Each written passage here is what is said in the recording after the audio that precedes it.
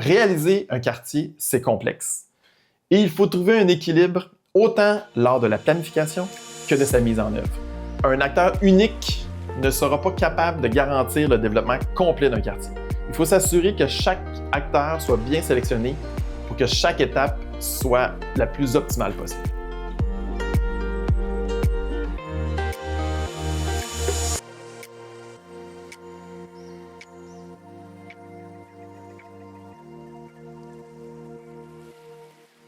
Alors, je vous ai parlé des ingrédients pour faire la recette, des ingrédients à utiliser avec clairvoyance et aussi de la sauce à l'occasion à ajouter à notre recette. Mais je ne vous ai pas parlé du plus important, selon moi. On pourrait dire que c'est le livre de recettes lui-même ou les amis qu'on invite pour cuisiner avec nous. Il s'agit donc de la gouvernance en lien avec la réglementation qu'on va mettre en place pour s'assurer d'avoir les conditions gagnantes pour que le quartier soit une réussite. Rappelons les étapes de développement d'un quartier. La planification, la conception, l'obtention des autorisations, ensuite la construction, puis finalement l'occupation du quartier. Tout ça peut s'échelonner sur plusieurs années. Donc, c'est important de comprendre qu'un acteur unique ne sera pas capable de garantir le développement complet d'un quartier. Il faut s'assurer que chaque acteur soit bien sélectionné pour que chaque étape soit la plus optimale possible. Plusieurs acteurs sont évidemment mis en contribution pour assurer le développement d'un quartier. La ville, la municipalité, assume un rôle de leadership. Évidemment, c'est elle qui va mettre de l'avant la vision globale du quartier. Mais il y a aussi des promoteurs immobiliers qui vont être consultés pour tout ce qui a trait à la construction, aux investissements. Il ne faut pas oublier les citoyens, donc consultation publique, écouter les besoins, les sociétés publiques, parapubliques aussi, qui vont planifier les services. Dans tous les acteurs, il ne faut pas en oublier un qui, à mon sens, est assez prioritaire, c'est les groupes communautaires. Donc, la société civile, les organismes, c'est une façon de s'assurer que la représentativité qu'on a du quartier, de ses besoins, de ses attentes, oui, participe de son acceptabilité sociale, mais en même temps évite les zones d'ombre et donc s'assure d'un meilleur développement d'un quartier pour tout le monde. Il faut être très conscient qu'à travers les différents acteurs impliqués, il y a une divergence d'intérêts et d'écoute. La société publique va avoir une vision souvent beaucoup plus basée sur les valeurs, sur les besoins d'une communauté, alors qu'évidemment les intérêts privés vont axer leur écoute sur la rentabilité, la profitabilité d'un quartier. Donc, c'est important que chacun tienne sa place, tout en s'écoutant et en étant conscient des enjeux particuliers de chacun. Mais il faut faire attention qu'un quartier ne soit pas influencé trop par l'un ou par l'autre pour avoir un juste équilibre. Un quartier durable réussi doit donc trouver un espace bien à lui entre les visions politiques et les aspirations économiques qu'inévitablement il va attirer vers lui. D'ailleurs, c'est pour ça que la majorité des porteurs des projets dans le temps vont être des organisations indépendantes avec une visée non lucrative et qui vont avoir tout de même la possibilité de prendre des décisions sur le développement des quartiers. Cette notion d'indépendance est primordiale pour s'assurer que le quartier mette de l'avant ces valeurs qui ont donné l'impulsion du début.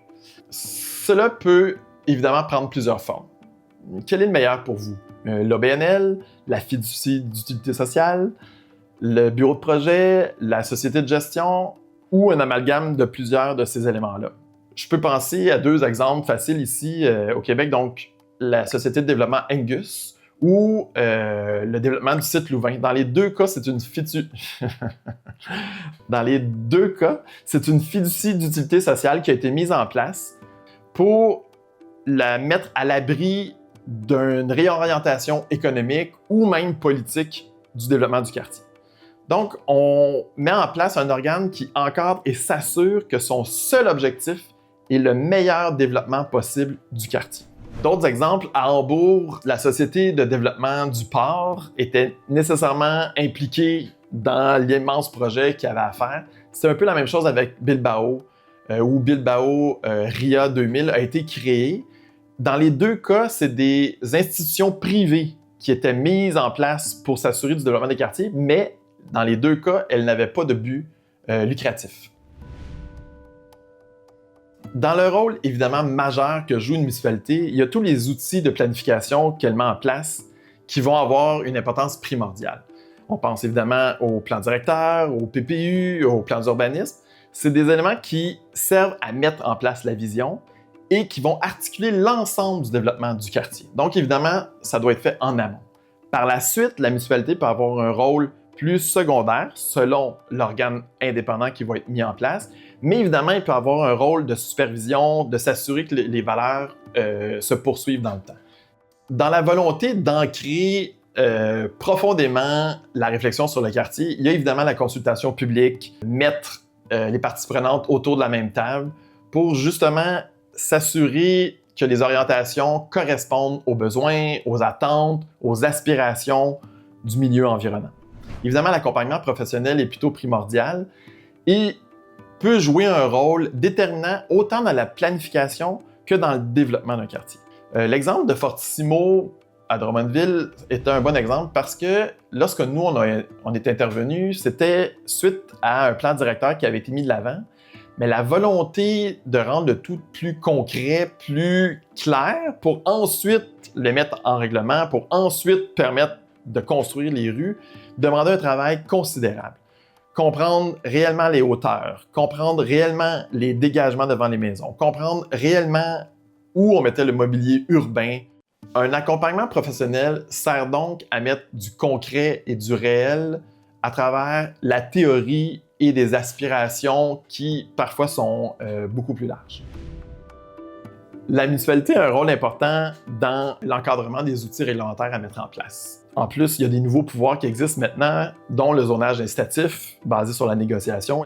Et par ces outils-là, ils peuvent avoir une influence considérable sur la façon de planifier et de développer un quartier. Ce qu'il faut retenir, c'est que réaliser un quartier, c'est complexe. Et il faut trouver un équilibre autant lors de la planification que de sa mise en œuvre, avec les parties prenantes qui auront des intérêts divergents, mais qui réussiront tous ensemble à collaborer pour faire de ce quartier un succès. À travers les capsules, j'ai tenté de vous donner les ingrédients essentiels d'un quartier. Maintenant, c'est à vous de vous les approprier et de composer votre propre recette.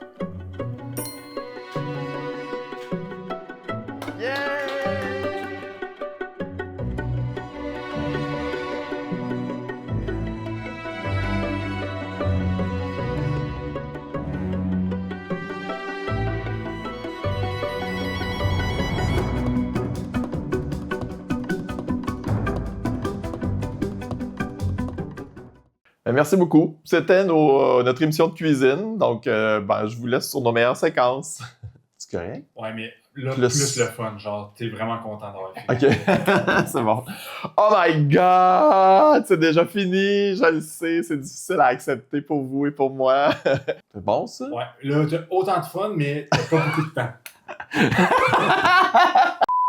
Je commence à fatiguer. Merde, j'ai oublié ce qu'on vient de dire. OK, c'est bon. Je sais pas si c'était fait, hein? Oui. OK. Ça va. La journée achève. Dans la dimension subjective, il y a des mouches qui se promènent. Dans la dimension subjective, la quantité de mouches qui se promènent dans le quartier est très importante.